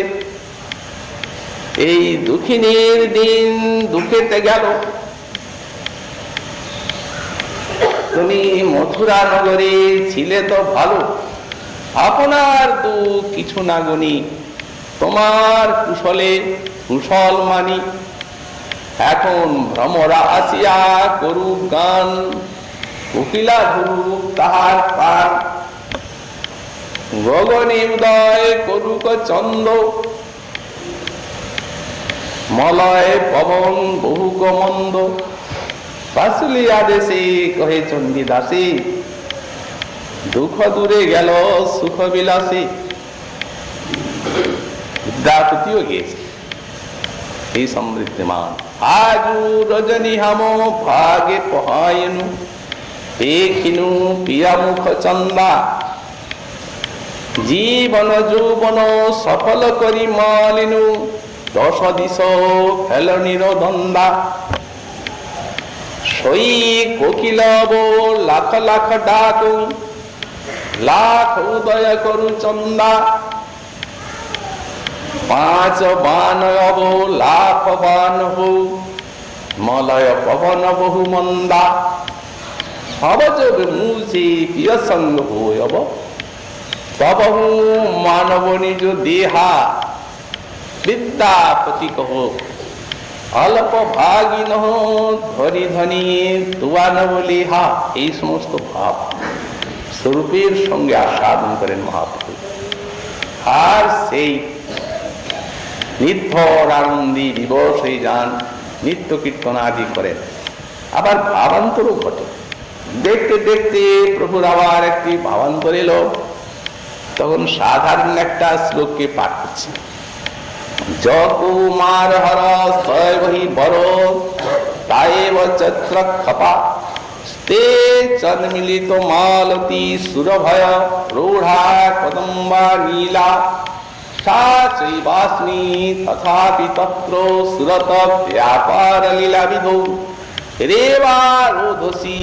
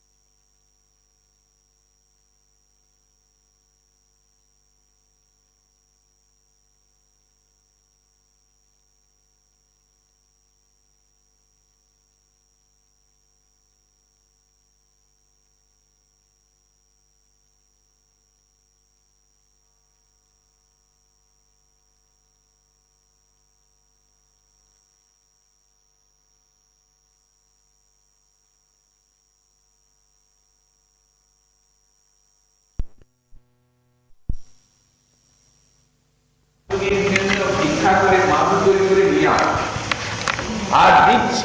সে ভিক্ষায় মন যোগীর ডাকই জীবন, সেই ভিক্ষায় তার কাম আছে। সখা দেহ নেই, ইন্দ্রিয় নেই দেহের মধ্যে, আমার মন নেই, শূন্য মোর শরীর আলয়, শরীর আলয় আমার শূন্য। ওহো, এই কষ্ট সিদ্ধ করা যায় না। এমন বিকল হয়ে কাঁদতে লাগলেন। রামানন্দ রায় স্বরূপ দামোদর কি করেন? প্রভুর এই দশা, কেবল কৃষ্ণ কথা শোনাচ্ছেন রামানন্দ রায়। এছাড়া তো আর সান্ত্বনার কোন উপায় নেই।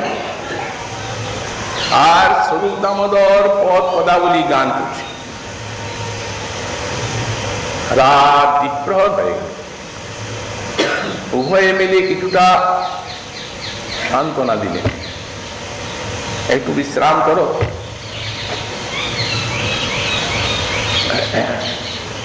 গম্ভীরার ভিতরে প্রভুকে তো শোয়ানো হলো অতি কষ্টে। রামরায় একটু গৃহে চলে গেলেন বিশ্রামের জন্য। স্বরূপ দামোদর সেদিন ওই দরজায় শুলেন। প্রভুর যে অবস্থা, ভাব, আরতি, জ্বালা দেখে তিনি অন্যত্র গেলেন না। গোবিন্দ এবং স্বরূপ দামোদর দরজায় শয়ন করলেন। প্রভু নয়নে নিদ্রা নাই। আর কৃষ্ণ তুমি কোথায়? আর কৃষ্ণ কোথায়? এইরূপ রোদন করে কৃষ্ণ নাম কীর্তন করছেন, স্বরূপ শুনছেন। তৃতীয় প্রহর অতীত হয়ে গেল। যখন রাত তৃতীয় প্রহর, তখন গম্ভীরা নীরব, কোনো সাড়া নেই। তো এখনই কৃষ্ণ নামের প্রবাহ চলছিল তার, আর এখনই গম্ভীরা নীরব হয়ে গেল। আলোটা মিটিমিটি জ্বলছে।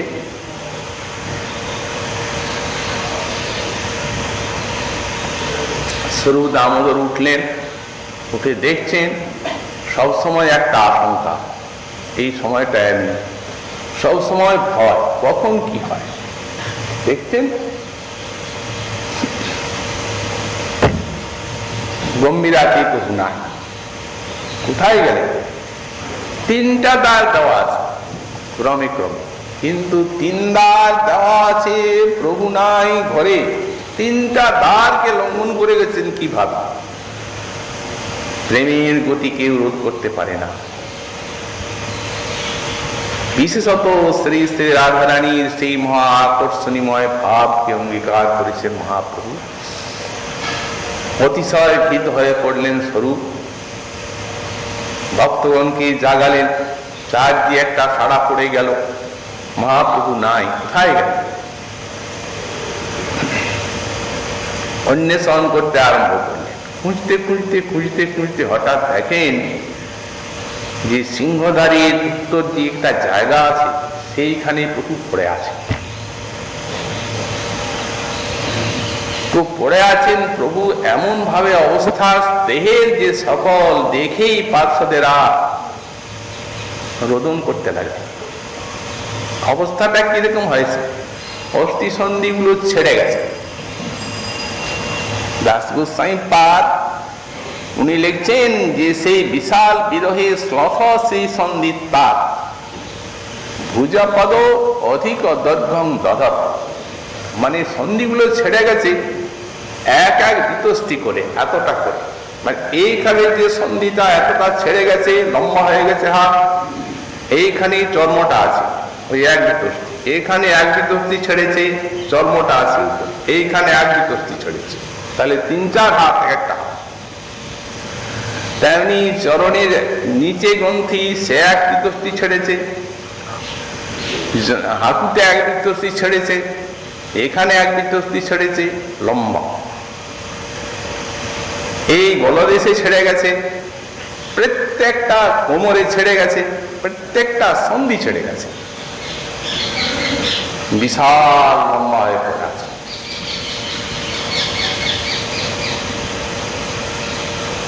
আর অবস্থাটি কি প্রকার?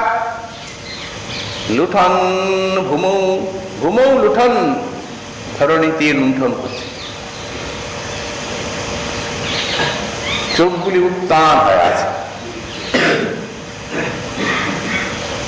তারপরে কাক্কা বিকল বিকলম, কাক্কা গদ গদ বচা রুদন, লুণ্ঠন করতে করতে অত্যন্ত বৈকল্যের সঙ্গে অতিশয় বিকল হয়ে আর কাকু বাণী প্রকাশ করতে করতে আর রোদন করছে, মানে খুব করুণ বিলাপ করতে করতে কাঁদছে আর গড়াগড়ি যাচ্ছে।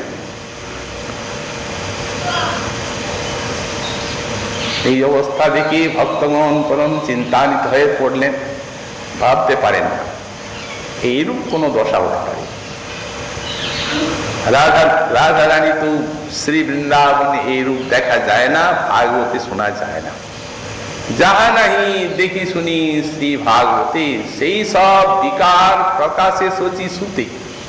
তবে হ্যাঁ, ভাগবতের মূলে নেই ঠিক, তবে ওই জীব গোস্বামী পাদ বর্ণনা করেছেন তার শ্রী গোপাল চম্পুতে, যে যেখানে সেই ভ্রমর গীতির শেষ হয়ে গেল, সেই ভ্রমর গীতির শেষের পরেই ভৃঙ্গ চলে গেল। ভ্রমর যখন উড়ে গেল, রাজরানী আবেগে মূর্ছিতা হয়ে পড়লেন।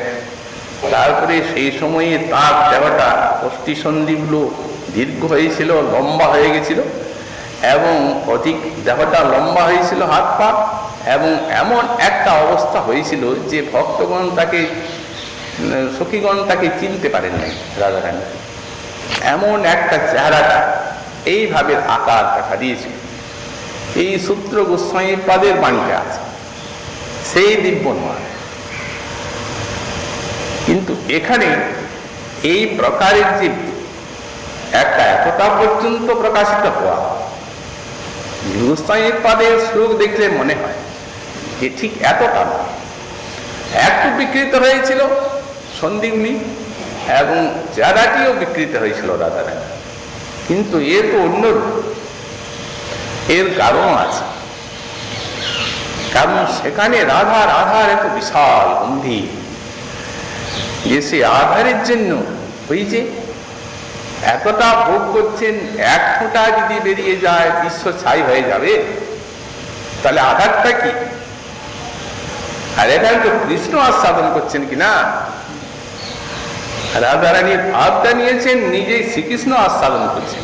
এই জন্য এত দূর সামলাতে পারেন নাই,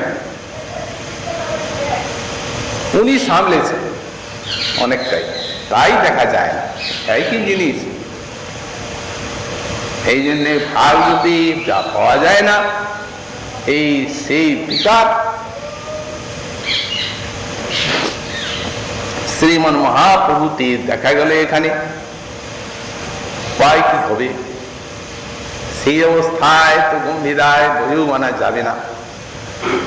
ভক্তগণ তো কাঁদছেন, কারো দেহে প্রাণ নাই, ধরে প্রাণ নাই কারো। স্বরূপ দামোদর তিনি জানেন প্রভুর অন্তর, তিনি প্রভুর কানে উচ্চস্বরে হরিনাম করছেন। ওই একমাত্র উপায়, খুব জোরে কৃষ্ণ নাম করছেন কানের কাছে। কৃষ্ণ নাম করতে করতে করতে করতে অনেকক্ষণে সেই কৃষ্ণ নাম ভিতরে ঢুকলো। কৃষ্ণ নাম ভিতরে ঢুকে যখন অন্তর স্পর্শ করলো, এমনি অদ্ভুত সহসা প্রভু হুঙ্কার করে উঠলেন। যেমনি হুঙ্কার করে উঠলেন, অস্থি সন্ধি আপনা আপনি লেগে গেল যথাস্থানে। পূর্ববৎ যথাযোগ্য শরীর হইল সেই মহাপ্রভু, যাকে চিনতে পারেন নাই, এরূপ একটা অবস্থা দেখে ভক্তমণির দেহে প্রাণ এলো। উনি তো চার দিয়ে তাকাচ্ছেন, আমি কোথায় কোথায় এসেছি, তোমরা আমায় কোথায় নিয়ে এলে এখানে? স্বরূপ দামোদর বলছেন, প্রভু চলো চলো, তোমাকে তোমার গৃহেই সব কথা নিবেদন করো। ভক্তগণ নিয়ে এলেন গম্ভীরায়। কি কি হয়েছিল সেখানে, তোমরা আমায় কেন নিলে? তখন স্বরূপ দামোদর সব ঘটনা খুলে বললেন। যে অবস্থা প্রথমে হয়েছিল, যেরূপ তাঁর রোদন, যেরূপ তাঁর মনোবেগে গমন, প্রভু বলছেন আমি তো কিছুই জানি না, সবে দেখি কৃষ্ণমূর হয় বিদ্যমান, আর দেখা দিয়া তৎকালে হয় অন্তর্ধান। এইটুকুই জানি, কেবল কৃষ্ণ দেখা দিচ্ছে আর চলে যাচ্ছে, দেখা দিচ্ছে আর চলে যাচ্ছে, আর কিছুই আমি জানি না। গোস্বামী পাদ বললেন, সেই অলৌকিক দিব্যন্মাদ আর জাত সেই শ্রী গৌরাঙ্গদি মমার হৃদয়ে উদিত হয়ে আর আমাকে উন্মত্ত করে তুলছেন। তারপরে শ্রী গোস্বামী পাদির চিত্ত এরপরে আবার চলে গেল সেই কুর্মাকৃতি অনুভাবে।